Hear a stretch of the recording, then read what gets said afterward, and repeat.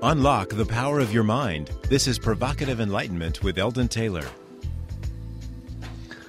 Welcome to a new hour dedicated to the notion of enlightenment. An hour for inquiry and reflection, all in an effort to understand exactly what enlightenment means and what it is to be enlightened. An hour devoted to exploring the edge of consciousness and all that is implied thereof. An hour that recognizes the nature of the subjective experience as being at least as important as the objective reality we reside within.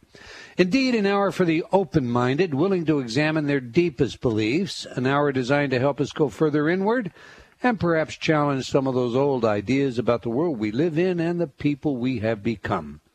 This is an hour where we strive to evaluate knowledge as inseparable from the total experience of reality. I'm Eldon Taylor, and this is Provocative Enlightenment. All right, each week I read a few of your letters as our way of paying respect to the importance you play in helping us to shape our show and improve it in every way. Last week our guest was animal communicator Carol Devereaux. Unfortunately, we had some serious technical problems, and the station went dark for about 15 minutes. Once we were back on the air, we lost our guest for a few more times, so it was a real roller coaster ride. Andrew wrote, "Too bad about the technical problems. I was really interested in this show. This was my first time tuning in. I hope that kind of thing doesn't happen often." Well, actually, Andrew, I think in the time that I have been a host at Hay House Radio, there have only been a couple of hiccups and none that lasted as long as last week. All of us at Hay House do apologize for that inconvenience. Lynn wrote, "I have become a more conscious person after reading and practicing your example in my day-to-day living since reading Choices and Illusions last fall. Being on a fixed income with disability, I am unable at this time to be able to purchase any of your programs, so I really appreciate the ongoing help with your free downloads. Thank you so much for being out there, Eldon. I really do appreciate what you have to teach, including hearing from you through your newsletter." Well, thank you, Lynn, and I'll use this as my segue to remind all of you of the free InterTalk MP3 programs that we make available as a part of our own Pay It Forward program. You will find many of them at my website, so just check it out, and while you're there, be sure to sign up for the free newsletter. Patricia wrote, "Your Provocative Enlightenment show is always fascinating and informative. You do help to separate the wheat from the chaff." Loretta wrote, "Your show has encouraged me to be much more open-minded." Jennifer wrote, "I love listening to your radio show each week. At first I was skeptical, but now I won't miss a show. Eldon is an old softy, and Ravinder is wonderful also. Love, love, love the show and InterTalk." Okay, now wait a minute. The softy stuff is getting out of hand. That's all there is to it. But you're absolutely right, Jennifer. Ravinder is wonderful. Thanks for your letter. And you are a softy. Quiet. The secret Dulcie, is out. Quiet. Dulcie wrote, "You have a wonderful balance of scientist and healer in your voice. When I heard you on Hay House, I look forward to reading and hearing more of your work." Daisy wrote, "Hello, this is my first time in your chat room. In any chat room, I can't think of a better forum in which to start. I have so much admiration for ET and Provocative Enlightenment." Well, thank you, Daisy, and enjoy the chat room. There are some truly fine people that join us every week. Finally, Rachel wrote, "Hi, Eldon. I really wanted to let you know that I am loving What Does It Mean, just as I have your other books. Your experiences and love for animals affect my spirit the most because I feel the same love and connection to them. And I love that you too believe that they understand. They most certainly do, so thank you for being you and for sharing your brilliance with us." Well, wow. You know, the only thing I can say to that, Rachel, is thank you for your feedback and support. All right, that's all the time we're going to take for letters today, but I do invite you to opine by sending your email to eldon@eldontaylor.com or by joining me on Facebook. You can also just leave comments on my website. I do try to read all of your letters. Obviously, we cannot get them all on the air, but they do impact our programming. I highly value your input, so once again, thank you, all of you, for your feedback and comments. Now to today's show, the biology of the near-death experience. Over the course of the past 3 years, I've spent quite some time, and money I might add, investigating the evidence for life beyond the grave. One of the tools that I have used to do this has been my radio show on 2 different networks. We have interviewed the father of NDEs, father in quotation marks, Raymond Moody, and a host of other guests that have addressed both the near-death experience and the shared death experience, and the list is long. Without exception, they have offered their stories and evidence suggesting that the near-death experience is valid evidence of life after death. Okay, is it indeed, or is it possible that there are other explanations? I have called upon many scientists for today's show, asking them all about both sides of the equation. We have discussed some of the alternative explanations, like the oxygen deprivation notion, with the best in the field, such as Dr. John L. Turner, neurosurgeon from Hilo, Hawaii. Dr. Turner informed us that these so-called alternatives were not likely, and he explained why. Still, Dr. Turner is a friend of mine, and I know that he investigates like a true scientist, and therefore the book is not closed. Some of the best evidence in my mind that these experiences are not just an artifact of a dying brain come from the stories that cannot be explained quite that simply. Take the story Dr. John Lerma shares about the person who dies and during death experiences a standard sort of NDE, but with some verifiable caveats, such as his discovery of a quarter resting high on top of hospital equipment in the room. As Dr. Lerma tells the story, when he heard about this dated quarter, with some doubt in his mind, he returned to the room, procured a stool, thereupon stood upon it in order to inspect the top of the equipment, and there he found the exact quarter. Is there another explanation for events of this kind? Let's assume for a moment that the brain is producing these events, just as with dreams. How do we account for events such as that described by Lerma? There are basically 8 theories dealing with NDEs. They are, in summary, the dying brain theory. That's simply that all brains die in the same way, and that is why all NDEs have essentially the same core elements. The Darwinian theory, which is essentially, or goes like this, it's a deliberate ploy by nature to help humans face the inevitable ending of their lives. The hallucination theory. In this, some scientists argue that NDEs are just a part of the dying brain, and it's all a matter of the endorphins or hormones which act on the central nervous system to suppress pain and produce hallucinations. The temporal lobe theory. NDEs are known to occur in a type of epilepsy associated with damage to the temporal lobe of the brain, and researchers have found that by electrically stimulating this lobe, they can mimic some elements of the NDEs. The lack of oxygen theory, I discussed that earlier, the depersonalization theory, and some argue that, people faced with death depersonalize. It's a psychological term which essentially refers to removing themselves from themselves and thus the floating away from their own bodies that is reported. The memory of birth theory, I find this one a little ridiculous, but the theory essentially is a baby being born leaves the womb to travel down a tunnel towards the light. And what waits for him in the light is usually a great deal of love and warmth. There's my problem, because, we won't discuss the smack on the bottom, the cry that is the first thing to suck in that oxygen, or that cold outer world, or any of that other stuff either. But okay, and then finally the afterlife theory. And here, many leading theorists, including men like Dr. Melvin Morris, and more particularly Dr. Kenneth Ring, who perhaps did the most to put the subject on the academic map at least, say, and I'm going to quote Ring here, and set this show up. Quote, any adequate neurological explanation would have to be capable of showing how the entire complex of phenomena associated with a core experience, that is, the out-of-body state, paranormal knowledge, the tunnel, the golden light, the voice or presence, the appearance of deceased relatives, beautiful vistas, and so forth, would be expected to occur in subjectively authentic fashion as a consequence of specific neurological events triggered by the approach of death. I am tempted to argue, he continues, that the burden of proof has now shifted to those who wish to explain NDEs in this way. Close quote. All right, I think we have set the stage for today's show. Our guest is Dr. Kevin Nelson. He is a professor of neurology at the University of Kentucky. He has devoted more than 3 decades to the study of near-death experiences, And he is the author of the book, The Spiritual Doorway in the Brain, A Neurologist's Search for the God Experience. His press copy states that his book is the first comprehensive, empirically tested and peer-reviewed explanation of the biology behind near-death experiences.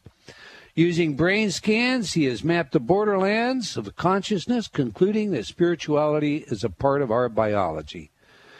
His book is very well written and, quite frankly, a terrific read.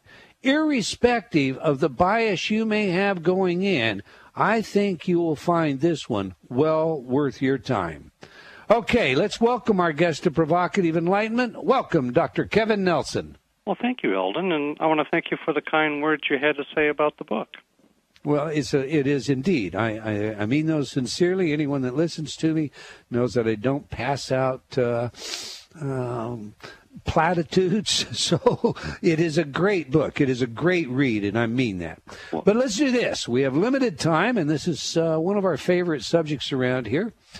Because the NDEs may be among the best or perhaps the worst evidence out there in terms of demonstrating so-called proof for an afterlife. So let's begin by having you tell us why you chose to investigate NDEs. Well, actually, it came to me when I was a young physician in training. And as a physician, my patients bring me the most important things, and including these amazing stories. And when I was training as an intern at the University of New Mexico, I cared for a patient by the name of Joe Hernandez. And one day he brought me a photograph of a remarkable scene that he had painted. And in that scene, he was lying near death in the ICU, and at the foot of his bed was the devil and the Jesus battling for that soul. Well, of course, he came to see me after this in clinic, so Jesus won the battle there. But I was very curious as to how the mind could be operating and working during those very dramatic and important experiences. And I kind of laid that topic aside, though, as I pursued a more conventional or a traditional neurologic career. And I thought, I've got to go back to this. This is such a compelling and important topic. And so I read Ray Moody's Life After Life accounts, and I must say that I was absolutely captivated by them. When I was reading the account of Mrs. Martin, who's in the book, and she tells of how she had a cardiac arrest, and she heard the doctor say over the phone that, to the other doctor, I've killed your patient, Mrs. Martin. But she knew she wasn't dead, and she tried to move, but couldn't utter a word or move to let them know that. And I thought to myself as I read it, what natural physiologic process could cause temporary paralysis? And then it occurred to me, it might be the state of consciousness that each one of us enters every night, multiple times every night of our lives, and that's REM consciousness. And so I took that idea and I pursued it and read more about near-death experience and crafted a research subject looking at how people's brains might work during those moments of crisis. And I came to realize that REM consciousness, is I think an important part of how the brain can be working during these very, very important times.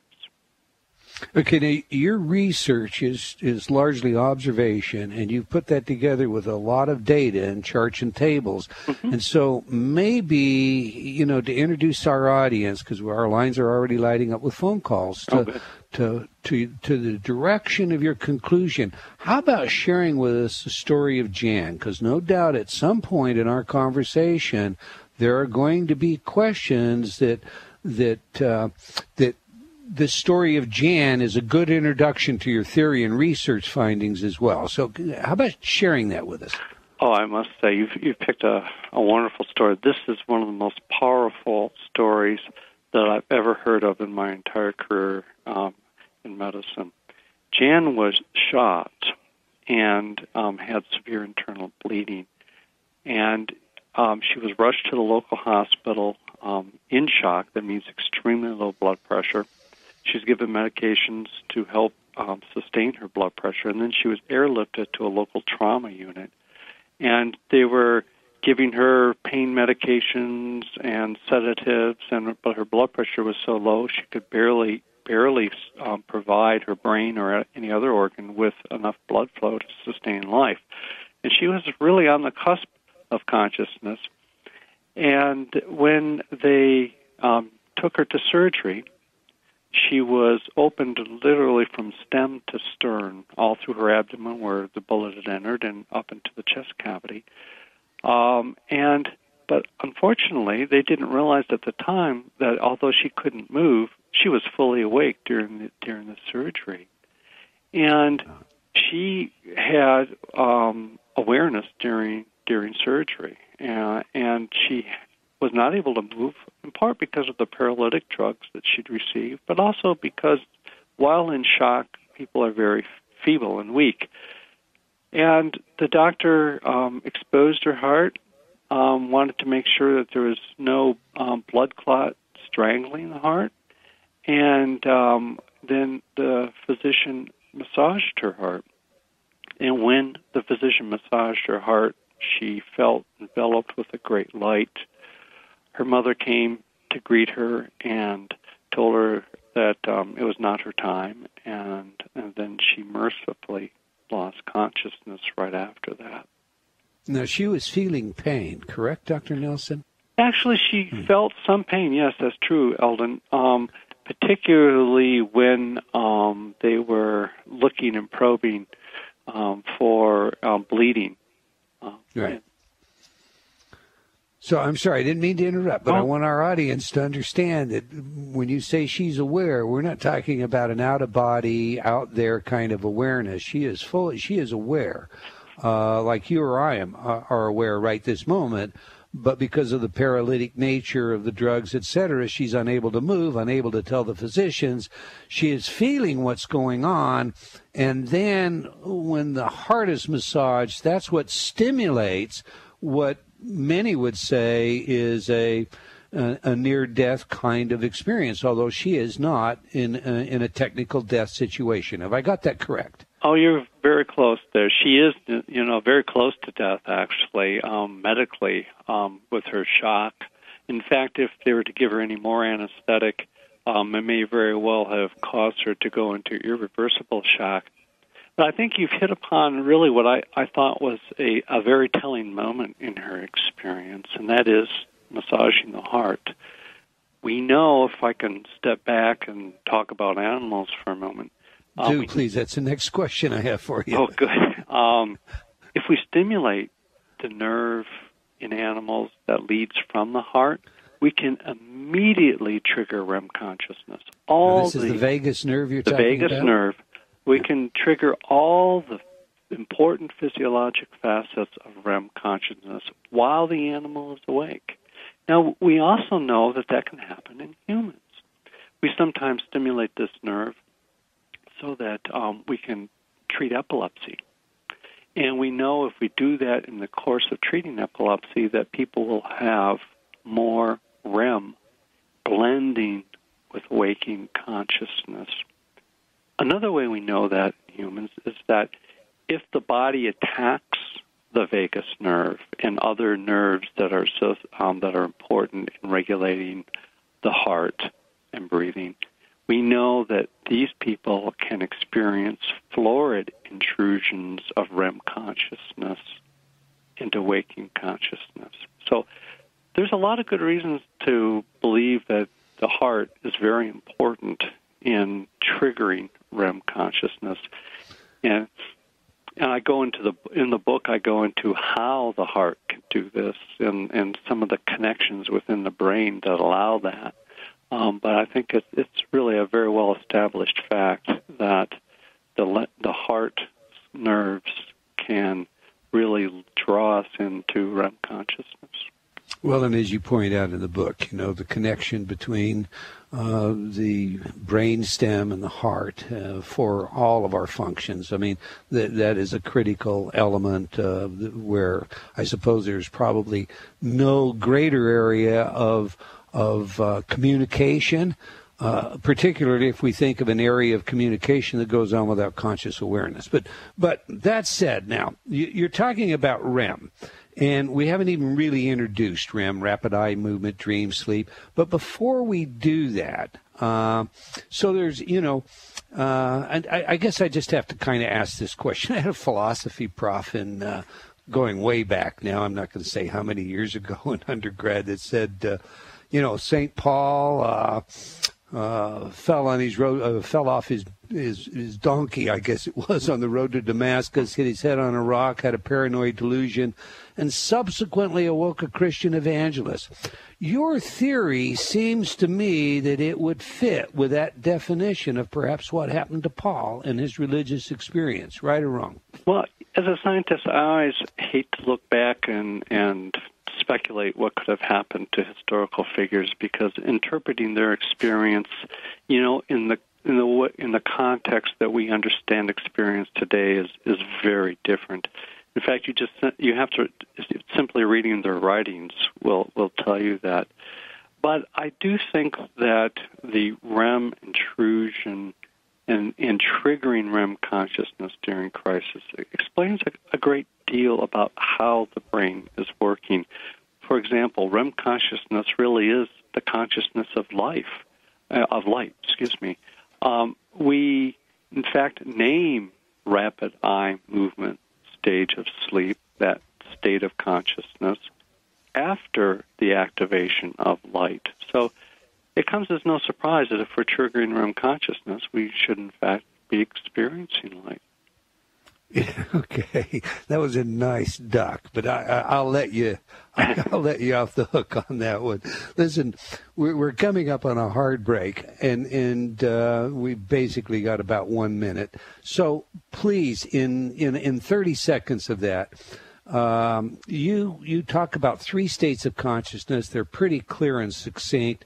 Tell us what those 3 are, and then we'll pick it up when we come back. Well, it's waking consciousness is one, the one that most of us find ourselves in right now. There are 2 other states of consciousness with sleep. There's the REM consciousness of sleep, and there's non-REM consciousness. And those are the 3, and those are the only 3 states of consciousness that the neuroscientists recognize for the brain. Okay.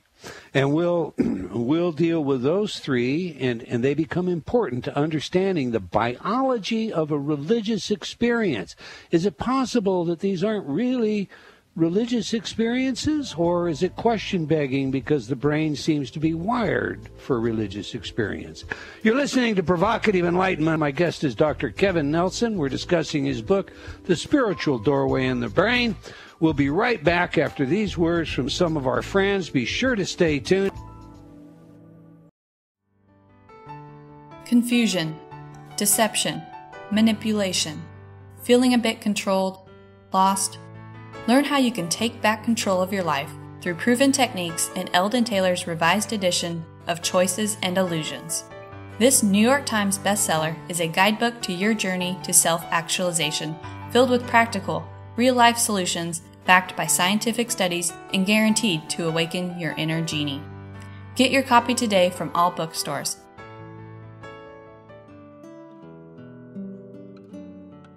Have you talked to yourself lately? What does that inner voice say?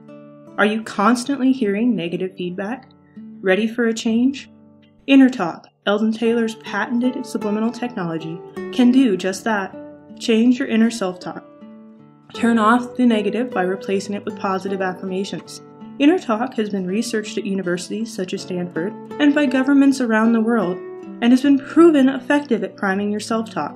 Armed with a new positive outlook, you'll find everything becomes easier. From losing weight to stop smoking, giving presentations to riding horses.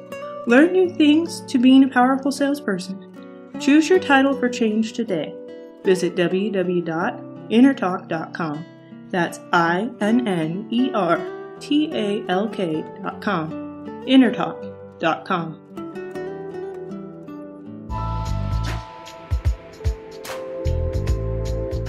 Unlock the power of your mind. This is Provocative Enlightenment with Eldon Taylor. Welcome back. If you just joined us, we're discussing with Dr. Kevin Nelson his book, The Spiritual Doorway in the Brain. But before we get back to today's show, I want to invite you to like our Facebook fan page for Provocative Enlightenment Radio. As a fan of the show, you will receive special announcements and incentives from time to time as our way of thanking you for your support. I would also like to invite you to join me on Facebook while you're there, and of course, you can follow me on Twitter. And now let's get back to the show. Before the break, we were discussing with Dr. Nelson the 3 states of consciousness that neurologists basically look at. They're being awake, aware, if you will, REM, which is rapid eye movement or dream sleep, and non-REM consciousness, which is, well, I suppose I'll let Dr. Nelson pick that up from there. Dr. Nelson, Before we get back to the REM, I want to bring something to everybody's attention here, because at Hay House there is a definite bias toward spiritual matters, and I don't want your message or your work misunderstood. So I'm going to get this stated out. In your epilogue, you state, do these cold, hard clinical facts, that is the biological basis that we're going to get into, suck the divine nectar from our spiritual lives? And your answer is, my answer is an emphatic no. Please explain that statement in light of your research, if you will, first, and we'll get back to your research, and that probably can, diffuse criticism right in the get-go. Eldon, I think you've raised really what is the most fundamental point of this whole book, and that is, I am interested in how the brain works, not why it works in a particular way, but how. So I do the best as we can to separate the how from the why. And I think the why we have spiritual experiences, the power, the value, the personal moving aspects of them is really the most important part of these experiences, of course. But I'm simply interested in the mechanical how these experiences came through and how they come to us. I think that I can't help but think of the words of my sister-in-law when she was describing her father's near-death experience. And she turned to me, she said, well, Kevin, maybe it doesn't matter what the brain is doing during these experiences. And I think that there is some truth to that, because she went on to explain to me the very uplifting experience her father had when he was quite ill, and it helped sustain him, and it actually helped sustain her during his illness, and they both found great comfort in it. So I think that it's important not to lose sight of what these experiences mean to us as people. That's a marvelous demarcation, the difference between the how and the why. And we're not really talking about the why. I mean, we're talking about how the brain produces this today. Okay, let's pick it up then. We have 3 states of consciousness. And what has REM got to do with it? I mean, how did you sort out that REM is somehow tied up with OBEs and NDEs? When you think about it, why would anyone expect REM consciousness or another stage of sleep to make its way into our consciousness just as we're about to lose consciousness? Let me back up just a little bit here, Eldon, and explain consciousness and unconsciousness. To a neurologist, to a neurologist, consciousness is awareness. The responsive, being able to respond and know what's going on around us, but also within us. And that's why we say there's 3 states of consciousness for the brain. Now, if the brain does not receive enough blood flow, then what happens is it sees a crisis, and it reacts to that crisis as it's about to lose consciousness. Now, because of my observations with Dr. Moody's descriptions of Mrs. Martin, and I suspected that the brains in people who have had a near-death experience might somehow be different, we decided to examine, as we can in people, the consciousness switch that's deep in our brainstem, where that controls our heart and our lungs and our vegetative function, our important vegetative function. And the brain, there's a switch in the brain that moves us between waking consciousness and REM consciousness. That switch is not the same in everyone. In some people, sometimes, not very often, but sometimes, that switch can blend waking and REM consciousness. Most often, it will be something like someone will wake up, they'll be wide awake, but they're paralyzed, unable to move, because the paralysis that occurs during REM, so we don't act out our dreams, is manifesting itself, expressing itself during wakefulness. And that's one way in which REM consciousness and waking consciousness can blend. And what we found is that people who have had a near-death experience are much more likely to blend waking and REM consciousness sometime in their life. For reasons that are too involved to go into here, but I write about them in the book. You do a good job in the book. Yeah. There is reason to believe that during times of heart stoppage, or even just simple fainting, that the brain is switching from waking to REM consciousness. And if there's a switch in the brain that is more liable to blend these two, then during times of crisis, I believe that you're likely to have what most people know as the near-death experience. Okay, now, one of the objections to this whole idea of this being mechanical, biological, is that, these NDEs are not universal. Not everyone that has a near-death experience, that is, it maybe even becomes clinically dead on a table by, a moving target definition, I guess, because that's changed some, has the experience. I think, indeed, it's in the teens, isn't it, of the number of people that actually report NDEs that do indeed experience what we call clinical death, or I think it was 19%. Yeah. Yeah, it's roughly 12% or so. Is it 12? Yeah, okay. That's Dr. von Lommel's study, and I think it's a very good one. And I think it was very important to help us show that these experiences are relatively common, actually. 12% to a physician as an incidence in the general population is very frequent. That means that we're going to see a lot, or people are going to experience it a lot. It's not universal in terms of not every time people are near death that they have these kinds of experiences. That's certainly true, but they seem to be happening with great regularity. And in fact, I would argue that near-death experiences have become, if not the dominant, certainly one of the dominant spiritual experiences of our time. Okay, well, now let me pass this by you, because, you're the guy. It would seem to me, let's just assume that we had 100 people who experienced a clinical near-death situation, and 12 of them had an NDE.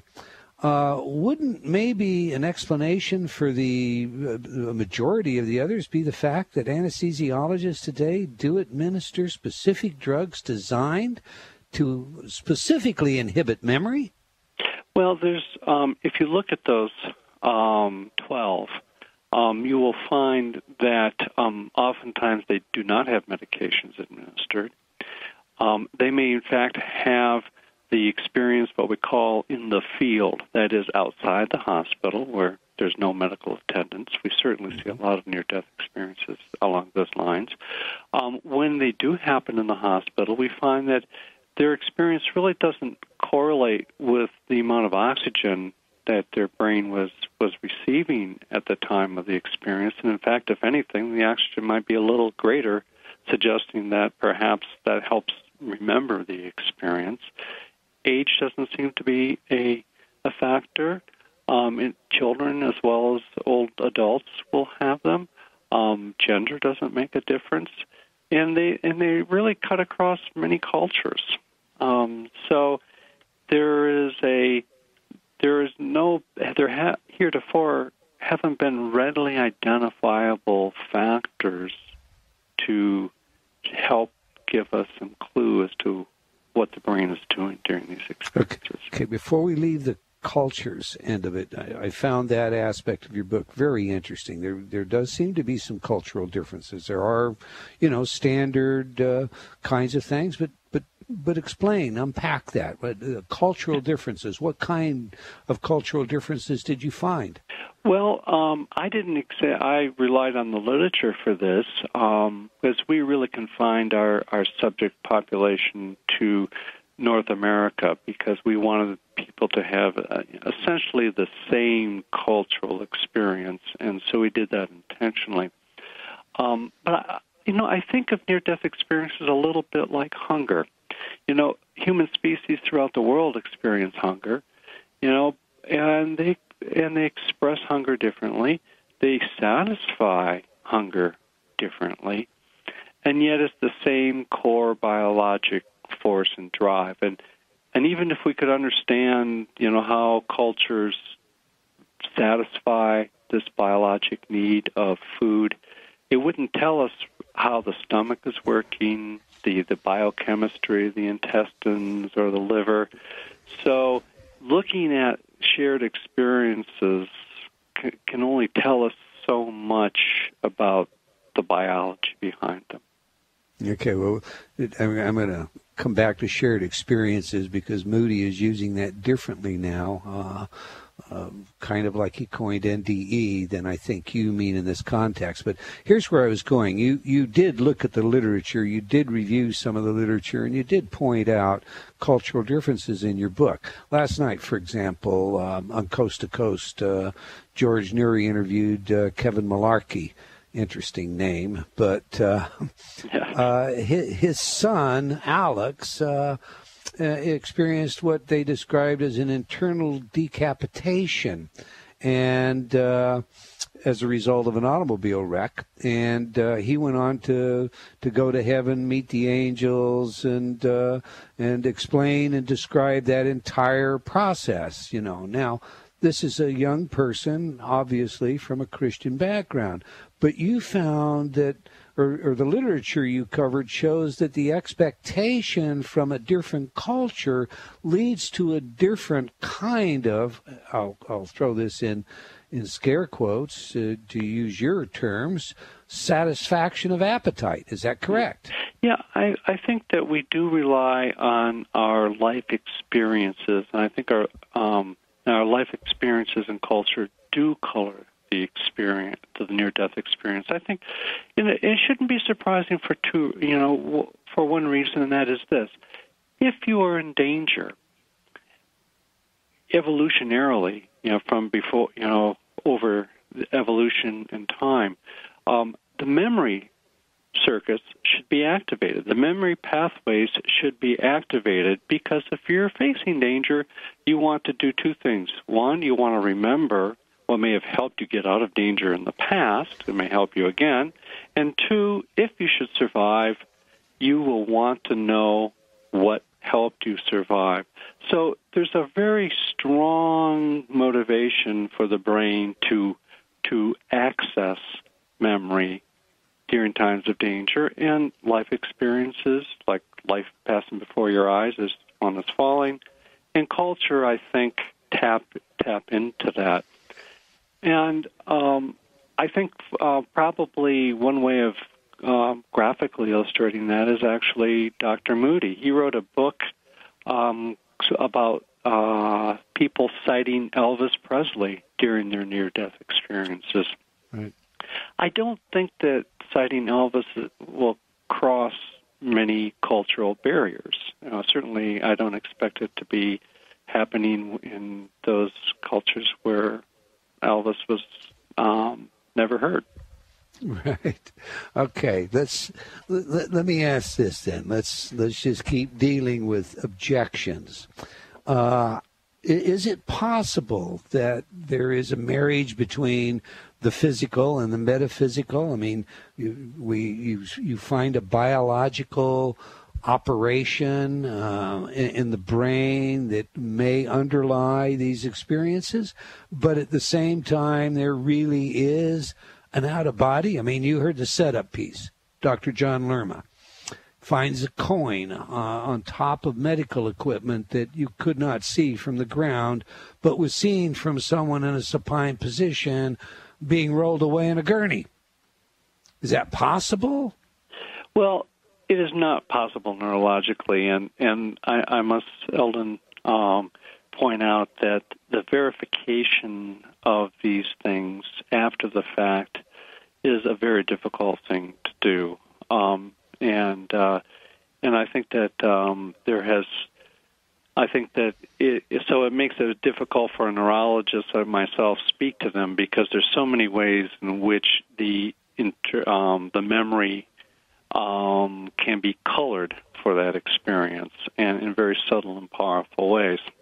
I can say that so I think that is the verification part of that is really where the devil in those details lies. And all right, so there we have, a witness testimony. The witness comes into the courtroom. He happens to be a Dr. John Lerma, an emergency physician, and he says this is what happened, and we have to decide, do we take his word or don't we take his word? That's what you're saying. I'm pointing out that eyewitness testimony has been wrong on many occasions, and in fact, the DNA evidence in the Innocence Project has been one good example to show how people can be so adamantly correct and yet be wrong. I have some direct experience there. I specialized in criminalistics. That's what I use my education for. But let's go on. Again, we get back to you're either going to accept the witness's testimony or you're going to reject it because it's a subjective kind of matter, and there isn't. But how about then, I have a friend, Diane Archangel, who had her own NDE. Now, she is very involved in, she's a professional hospice care, healthcare provider. She went on the Geraldo show back in the 80s when it was with NBC because of images that she saw in her NDE. And those images were of the Twin Towers falling. Now, she told me that she tried to say so on the air, but Geraldo cut her off and basically then later told her it was because he could have caused some panic among the masses. Again, are we back to eyewitness testimony here? We just, these forward visions that seem to be common, some of which are obviously they don't always come true, the so-called prophecies, but some of which do. Is it random chance? Where are you on that issue now, not as a neurologist, because this isn't a neurological question, but as the human being, the philosopher, the fan of William James? I've got to get that one in there, because it was William James that said, we only need one white crow, right, Dr. Nelson? Where are you with respect to that as a person? I am squarely in William James' camp here, and William James and I both believe in unseen worlds. And there are worlds that I don't understand and completely unaware of. And James spent a great deal of his career exploring those, with a wide open mind. But at the same time, he was a scientist and didn't dismiss and discard what he could understand with the world around him in scientific terms. And I'm very much of that ilk as well. I do think there's unexplained things happening to us all the time. Most of the universe is composed of dark energy and matter that we really, understand very little about. So I certainly fall into William James's camp here, and I think we have to acknowledge fully, the limitations of what we can know. All right. Well, listen, I'm in your camp, 100%. Let's put it that way. Are you familiar with the Pam Reynolds case? That seems to be one of the more, outstanding pieces of evidence. Do you know about this case? Oh, I know the Pam Reynolds case very well, actually. And although I did not have the opportunity to examine her medical records, certainly enough of this case has been written that I can draw some conclusions about. First, let me state that I have spent untold hours over the last 25 or 30 years in the operating room monitoring patients, not exactly like Pam, but certainly other patients with neurologic conditions. So I'm very aware of making recordings during the operating room. In fact, I've written scientific papers on this fact. So I know I have a lot of personal experience with that. But what Pam had, and I think she illustrates quite well, are two things. One is the fact that she was awake and nobody knew it, just like Jan. They're awake and conscious during surgery. Now, fortunately, this happens only a couple of percentage or less throughout the country. It's a very unusual thing, but it's known, very well recognized by anesthesiologists. Secondly, when did she have these experiences? And when you ask that, there's no direct marker of when she had them. And in fact, she had a great deal of her experiences. In fact, I can find nothing that can't be explained by her experiences happening before her brain was put to fully asleep. So the timing is everything in the Pam Reynolds case, and I think that the extraordinary claim that she was conscious with a flat, non-functioning brain is an extraordinary claim, and unfortunately, the evidence is not extraordinarily in support of that. All right. So, as far as you're concerned, okay, I think that's good enough. That is, as you know, considered to be one of the hallmark pieces of evidence, that flat brainwave. There are a number of other cases like that that we could take up, but I think you've given us an overall view of it. Some of my scientist friends had questions for you, and unfortunately I'm not going to get them. But I think one of them I'm going to cover real quick. Like Dr. Rupert Sheldrake said, he'd like to ask you, is the scientific rationality associated with characteristic brain scans? Would you prove that it is nothing but part of our biology? And obviously you've answered that question, no. The fact that the biology explains the event does not mean that these events don't have meaning, and that's the bottom line. Is that correct, sir? I think that's right. I mean, for example, as I look Quickly. At you right now, I can see my glasses, but that doesn't mean my glasses don't exist. But I can detect the brain activity if it were properly done. The brain activity could be detected if I see my glasses. Right, and conversely, just because we see it doesn't mean that there's some ontological existence. All right, well, unfortunately, we've come to the end of another hour of Provocative Enlightenment. Our guest today has been Dr. Kevin Nelson. The book, The Spiritual Doorway in the Brain, is a must in my book. Go get the book, read the book, follow the arguments.